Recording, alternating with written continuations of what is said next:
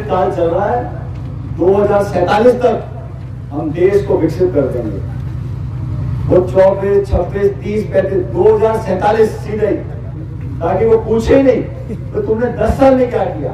2 बार सरकार बनाई, पूरे बहुमत की सरकार बनी देश में, और बहुत लंबे समय के बाद बिना गठबंधन की पूर्ण बहुमत की सरकार बनी, और सरकार भी जनता ने बनाई। उस जनादेश को हमने स्वीकार किया। राजस्थान में 2 बार चुनाव हुए, दोनों बार हम एक भी सीट नहीं जीत पाए। हमने जनता के आदेश को स्वीकार किया। लेकिन जो सरकार बनी है उसने इन 10 सालों में प्रदेश के लिए क्या किया? तो सांसद चुनकर गए 25 के 25 राजस्थान से, उन्होंने प्रदेश के लिए क्या किया?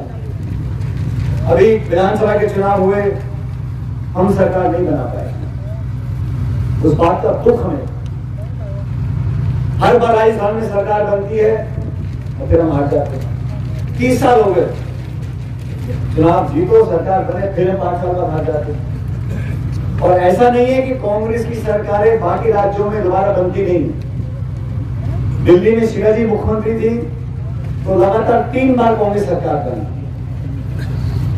असम के मुख्यमंत्री गोगोई साहब थे, लगातार 15 साल तक मुख्यमंत्री रहे। राजशेखर रेड्डी आंध्र प्रदेश के मुख्यमंत्री थे, लगातार 2 बार जीते। हुड्डा साहब हरियाणा में 2 बार जीते। तो ऐसा नहीं है कि कांग्रेस सरकार दोबारा नहीं बन पाती, लेकिन बदकिस्मती से राजस्थान में हम लोग सरकार दोबारा रिपीट नहीं कर पाते। बहुत कोशिश हम लोगों ने करी, और मैं आप लोगों का धन्यवाद देना चाहता हूं। वोट प्रतिशत का वो 1 या 2% ज्यादा नहीं था।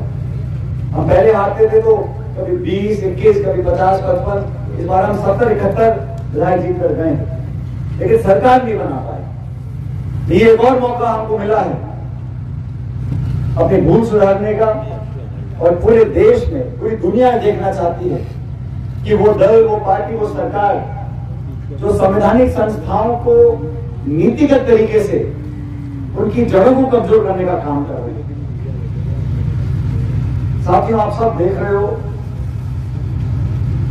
देश में जो बड़े बड़े निर्णय हो रहे हैं वो सुप्रीम कोर्ट कर रहा है।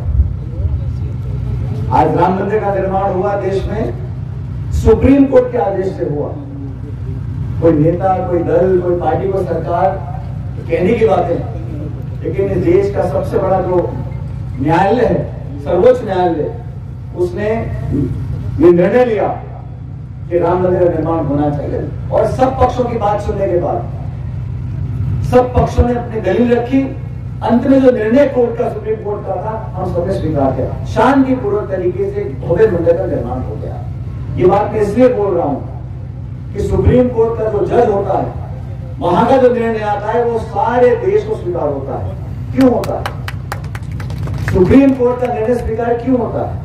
क्योंकि सुप्रीम कोर्ट में आस्था है कि कोर्ट का जो आदेश है वो निष्पक्ष होगा, वो सारी दलील सुनने के बाद जो सही होगा उस काम को करेगा। सुप्रीम कोर्ट का जज भी इंसान है, वो आसमान से नहीं आया, लेकिन उसके निर्णय को हम मानते क्यों है? क्योंकि उस संस्था की विश्वसनीयता है।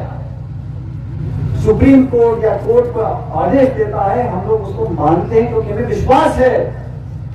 दुर्भाग्य से 70 साल से जो संस्थाओं को हमने पोषित कर मजबूत बनाया, उन संस्थाओं को खत्म करने का काम सरकार कर रही है। अगर सुप्रीम कोर्ट के जजों पे, सुप्रीम कोर्ट पर जनता का विश्वास खत्म हो गया तो झगड़ों को रोकेगा कौन? आप आदेश को मानने से मना कर दो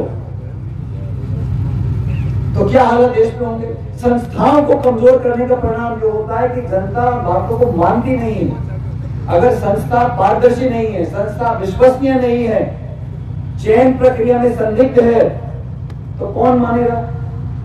निर्वाचन आयोग है, कोर्ट कचहरी है, ये संस्थाएं हम लोगों ने बनाई। अलग अलग सरकारें रही, गैर कांग्रेस सरकार भी रही, लेकिन किसी सरकार ने